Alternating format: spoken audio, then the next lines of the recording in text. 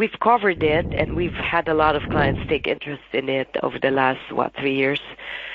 3 years ago, but over the last year and a half, they've started to disappoint, and the performance just turned from really good, right, to I think they just reported 2019 results, and it's a loss, right? To think that they made like 30 plus million US the previous years, right? So there has what upset a lot of clients, and what we were a bit upset about was the lack of visibility, right, from management of IMI, right, of what particular what was the issue, right, and they weren't as transparent, I guess, with the issues, with the problems.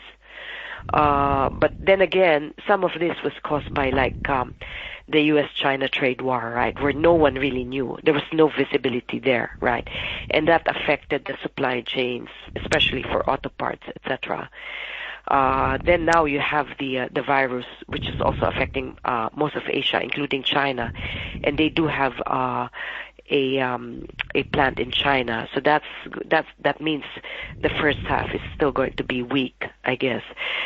In terms of the auto distribution business here, I mean, you could see that they really wanted to put out more brands, but the tie-up with Volkswagen didn't work out as well, right? Given the problems of Volkswagen themselves in Europe. So, yeah, so overall, I think that was very, very promising, AC Industrials. But sadly, it hasn't been able to deliver over the last year and a half. Okay. So that's disappointed a lot of investors. Yeah, and I think some of them opted to go directly to Ayala Corp to play that particular subsidiary, but didn't work out for them, I guess. Yeah. Okay. So in terms of valuation metrics, what metrics are you using to value Ayala? The discount to NAV. That's basically what when we set our target price, it's on discount to NAV, right? We also look at, when we talk to clients, we obviously mention that.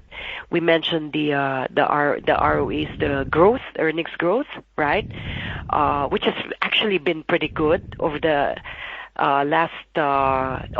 this year and next year. Pretty good earnings growth, and the valuation at 3 weeks ago hit a 10-year low, right? So clearly we've been pushing that to clients, and we've had a lot of interest from clients actually. So where are you thinking that is fair value in terms of its discount to NAV? Okay, we slapped, I think, a 30% discount to NAV target price, mainly because of the political issues, headwinds that will continue to weigh on the group in the foreseeable future.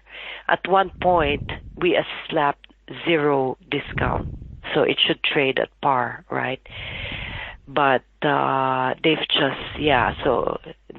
they're now in a position where it's hard to really see them having no discount to NAV.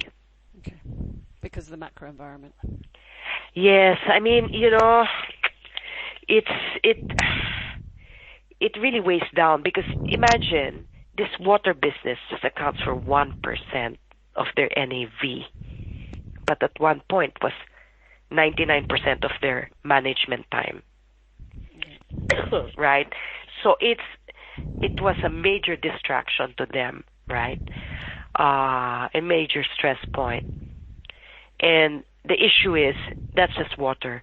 They have that other infrastructure projects that is also still somehow government, right? It's regulated. Yeah. So that's something they have to probably also worry about. Yeah. Plus, you have Ayala Land having JVs with government agencies as well, right? So, yeah. Okay. So, in terms of the management team and the leadership team, how do you rate Ayala's management team, and how do you think they compare against the peer group? Okay, if you look at each of them, the management of the various, they're actually the best of the whole lot, right? Well educated, good credentials, etc. Very mindful of the ESG, the strong ethics, etc. Right? But they just are of the same mold, all of them, or most of them, with one or two exceptions. So they basically all think alike, right? Which, right, you need diversity, you need variety as well. So that's how I see Ayala. It's like they're in their glass tower, most of them at least are in their glass tower. That's why when, they get into sticky situations like this water issues, right, because of that. Yeah. Are there any that you particularly think are standout good or standout disappointing? Standout good in terms of management? Yep. I think Eric Francia of AC Energy is clearly a standout there in that group. He's also a bit different. He can go down on the ground and talk to people. He can relate, right? And that's quite unusual relative to the others. Who else is DG? A CFO is quite good, right? Then Globe. I think Globe has been partly helped by the partner Singtel, right? So it's not 100% attributable to the local management team, but they've done well. But I think part of that is because of their partner Singtel. So Ayala Land, it's because of Tony Aquino, but he's now in the board level. He's really responsible, and it's the reason why Ayala Land is where it is right now. Okay. Who else? I think those are just the. That's great. Now in terms of bad, I guess it's more of disappointing, but he's really good at what he does. Art Tan of IMI, AC Industrials, he understands, but I guess he's just a very optimistic person, right? But he clearly understands the business, right? And I guess it's a mix of just being unlucky with how things turned out that are not beyond their control, right? So it would be him. Okay. But my comment though on management of AC is it's really run. The CEO is from the family, right? Majority shareholder. They have to rethink that and ask themselves, among the family members, whether it's time to put in a professional, right? Because others are doing it, have done it already. Other peers, other groups.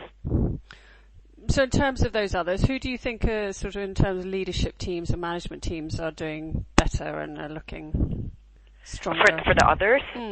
I think recently, over the last 2 years, one of the largest subsidiary of JG Summit, Universal Robina, that used to be run by Lance Gokongwei, who's the chairman now of JG Summit, right? He was the CEO for Universal Robina, and they had a massive issue in one of their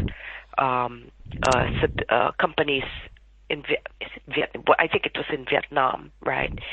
And he realized then that he needed to step aside. So